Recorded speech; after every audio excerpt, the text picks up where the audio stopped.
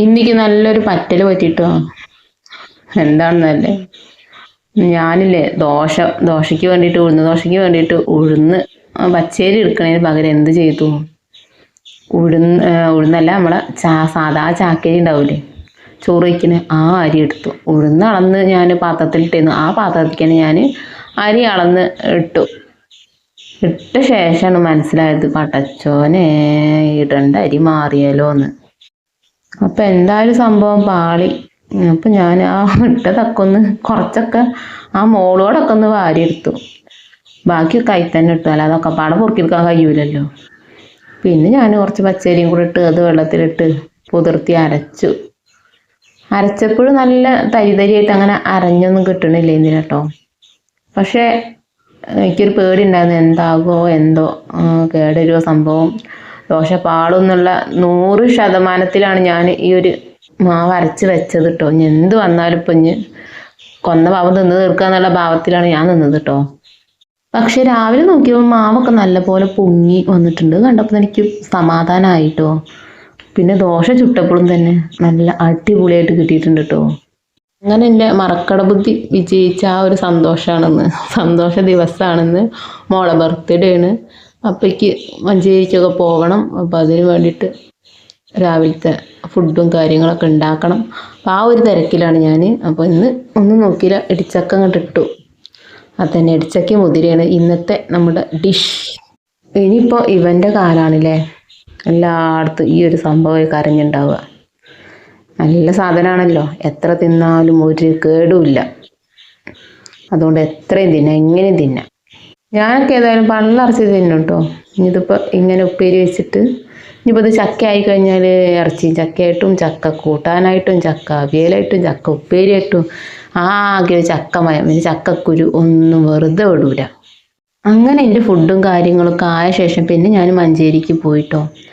കേക്കും കാര്യങ്ങളൊക്കെ മേടിക്കാണ്ട് ചെറിയൊരു ഇത്. അപ്പോൾ മഞ്ചേരിക്ക് പോകേണ്ട ആവശ്യമുണ്ട്, അപ്പോൾ കേക്കും മേടിക്കാമെന്ന് വെച്ചു. അപ്പം അങ്ങനെ എൻ്റെ ഫേവറേറ്റ് സാധനമായ കൂർക്കൽ മേടിച്ചു.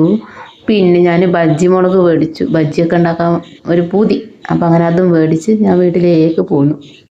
അങ്ങനെ പിന്നെ വൈകിട്ടായപ്പോൾ പിന്നെ കേക്ക് മുറിക്കാൻ നിന്നിട്ട് ഒരു 8 മണിയൊക്കെ ആയിട്ടുണ്ടാവും.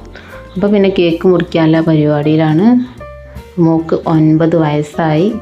അപ്പോൾ കച്ചറ കേട്ടോ, ആർക്കാർക്കാ മുറിക്കേണ്ടതെന്നുള്ള കച്ചറ. തേച്ചിട്ടം പറയും ഞാൻ മുറിക്കും, അവന് മറ്റോളെ സമ്മതിക്കില്ല, മറ്റൊക്കെ ഇന്തായി അങ്ങോട്ട് ഇങ്ങോട്ട് പറഞ്ഞ് പിന്നെ അവസാനം പറഞ്ഞ് സമ്മതിച്ചു. ഓളെന്നെ മുറിച്ചു കേട്ടോ.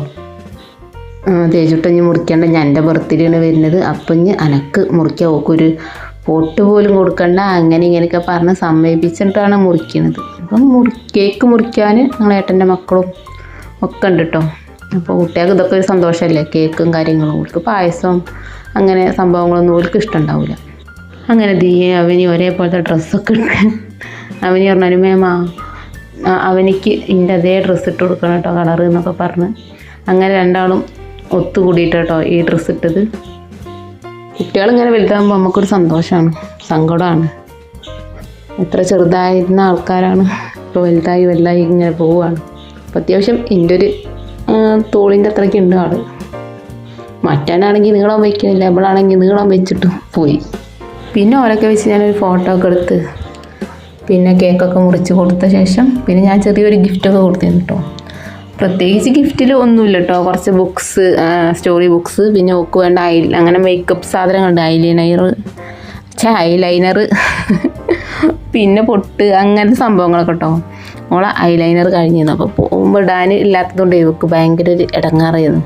അപ്പോൾ ഞാൻ അങ്ങനത്തെ സാധനങ്ങളൊക്കെ മേടിച്ചു കൊടുത്തത്. വലിയ ഗിഫ്റ്റൊന്നും മേടിച്ചു കൊടുക്കാൻ എനിക്ക് വലിയ ഇഷ്ടമല്ല. കാരണം ഓൾക്ക് ഇനി അടുത്ത ബർത്ത്ഡേ ആകുമ്പോൾ അത് പ്രതീക്ഷിച്ച് നിൽക്കും.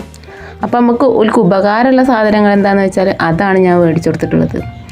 അപ്പോൾ വലുതിനോടൊന്നും എനിക്ക് താല്പര്യമല്ല. പിന്നെ പറഞ്ഞാൽ പിന്നെ മേടിച്ചു കൊടുത്തു കഴിഞ്ഞാൽ പിന്നെ ഞാൻ പറഞ്ഞില്ലേ ഓൾക്കത് കിട്ടും, അങ്ങനെ എന്തെങ്കിലും പറഞ്ഞാൽ. ഇന്നത്തെ വീഡിയോ അപ്പോൾ ഇത്രയേ ഉള്ളൂ കേട്ടോ. വീഡിയോ ഒക്കെ ഒന്ന് ലൈക്ക് ചെയ്ത് സബ്സ്ക്രൈബ് ചെയ്ത് വെക്കണേ.